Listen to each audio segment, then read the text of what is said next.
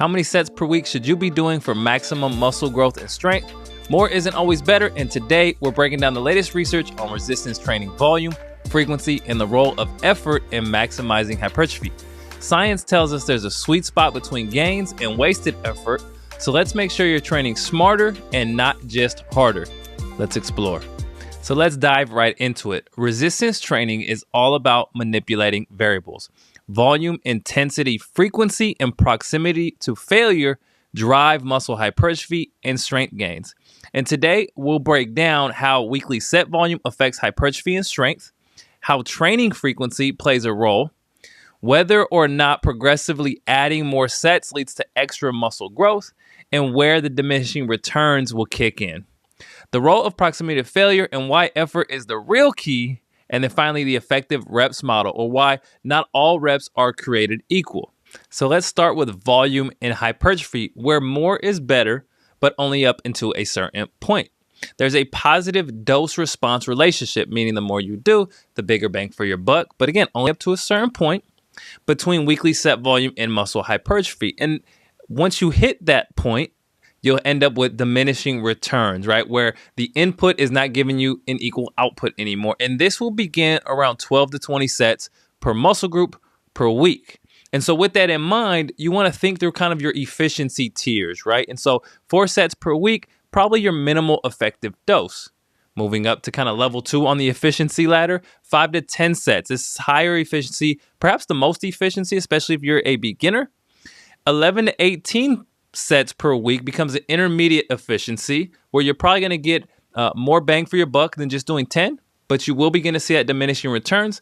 And then you get into 19 to kind of 30. That's where diminishing returns are going to be dramatic. And then finally, when you exceed 30 sets per week, you're probably not getting a big bang for your buck after you hit 30, right? At some point, diminishing returns are going to take over. Now, the takeaway, if muscle growth is your goal and you're fairly new, 10 to 20 sets per week per muscle group is going to be a great space. More than 30 sets likely won't add much benefit. It will just end up adding volume that you're going to struggle to recover from. And if you're an athlete, you certainly wouldn't need that much volume, especially when you think about competing with practice and sport. Okay, so that was volume and hypertrophy. Now let's talk volume and strength, where strong diminishing returns are going to kick in even more so than hypertrophy. Strength increases with volume, but there is going to be diminishing returns that are more pronounced than with hypertrophy, and 1 to 4 sets per week will provide the biggest bang for your buck as far as strength goes. You can do more sets, right? So 5 or more sets is okay, especially when you start think through some of your bigger primary lifts, but at that point, you're just not going to get a ton in return. Now, I'm excluding power lifters and weightlifters from the conversation, but above 5 sets, as far as strength goes, you're not getting a ton back. And that's because quality over quantity is extremely important, and quality and intensity become really important. So less total volume than hypertrophy if your goal is strength. But again, quality and intensity matter more than endless sets. You don't want to just keep going. Now, for hypertrophy, it's a little bit different. You can do up to, like we talked about, 30 sets has been looked at. But when it comes to strength, you're probably not going to get a ton out of that. Once you exceed, I would argue, about 10 good high-quality strength sets. Now, training frequency. So we've talked volume for hypertrophy, volume for strength. Let's talk frequency. It's a factor for strength, but not much for hypertrophy. So for hypertrophy, which again, muscle growth, frequency has very little effect when total volume is matched. For strength, higher frequency improves gains, likely due to increased skill acquisition and the practice of those neuromuscular adaptations, right? We know a big part of strength is driven by central nervous system adaptations. And so by doing more frequency there, you'll actually get more exposure to the skill of that. Diminishing returns will exist. So training a muscle 2 to 3 times per week is beneficial, but beyond that, gains will slow down. Okay.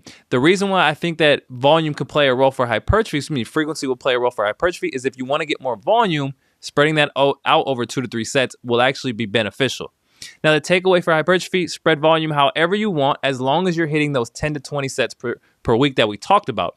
Doing that in a single session is going to be hard, right? Almost impossible, and it's going to be hard to recover from that. So I would encourage you to spread those 10 to 20 over 2 to 3 training sessions. And when it comes to strength, I would do the same thing because, again, more exposure, more practice at especially your primary movements.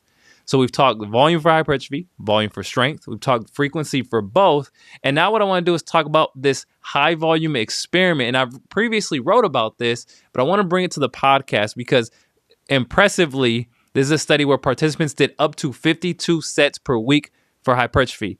Now, this is a 2023 study published in the Medicine and Science in Sport and Exercise Journal, and they tested progressive weekly sets, increasing up to 52 sets per week in trained males. So over 12 weeks, one group maintained their training volume. They did 22 weekly sets, and that's your constant group. There was two other groups. The other two groups added either 4 or 6 sets every 2 weeks.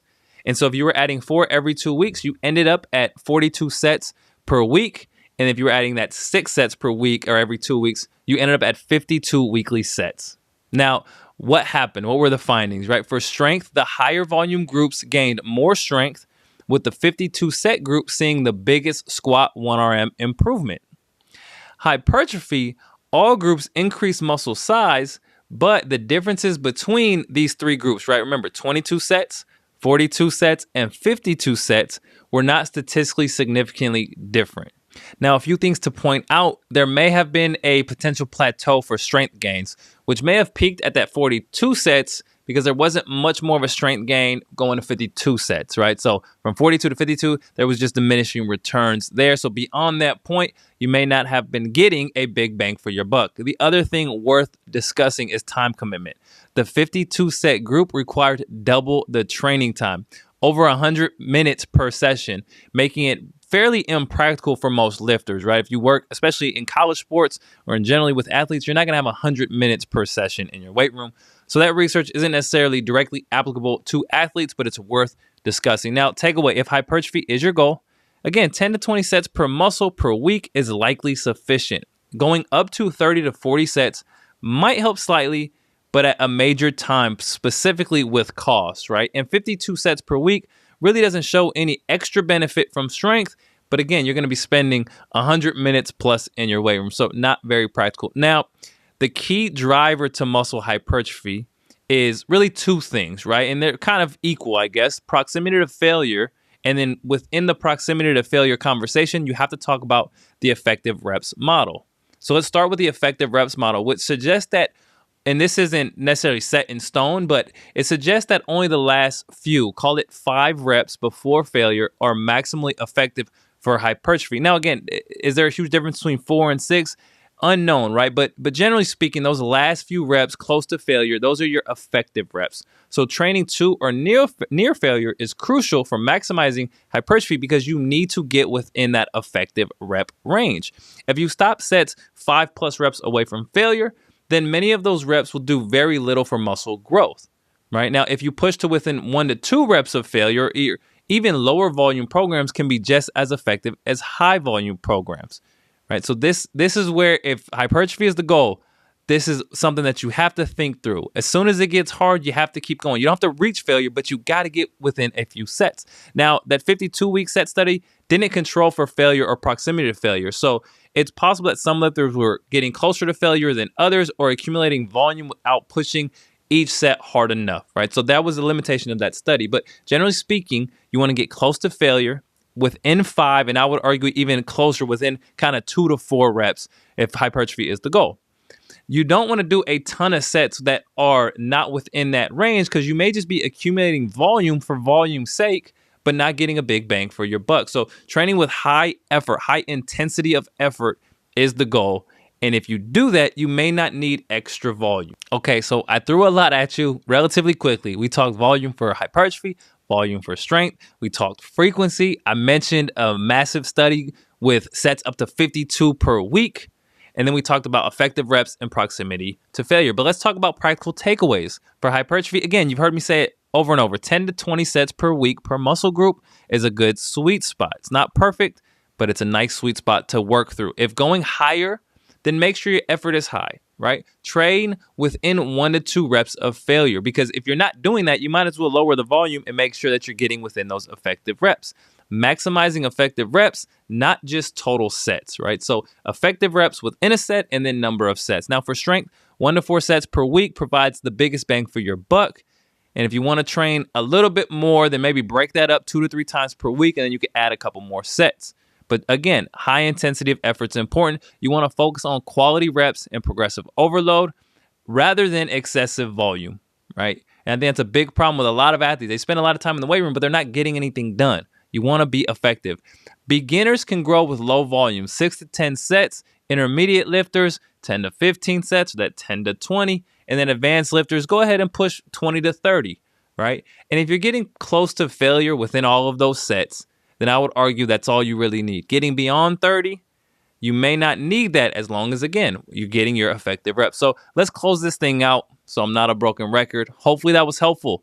Train with effort, not just more sets. 10 to 20 sets per week plus effective reps is optimal for hypertrophy. If you want to get stronger, spread it out over 2 to 3 days, 2 to 3 training sessions, that is. And make sure, again, high intensity of effort and quality is there. If you've enjoyed this, if you want more science-backed and performance insights, then make sure you hit that subscribe button and drop me a comment below.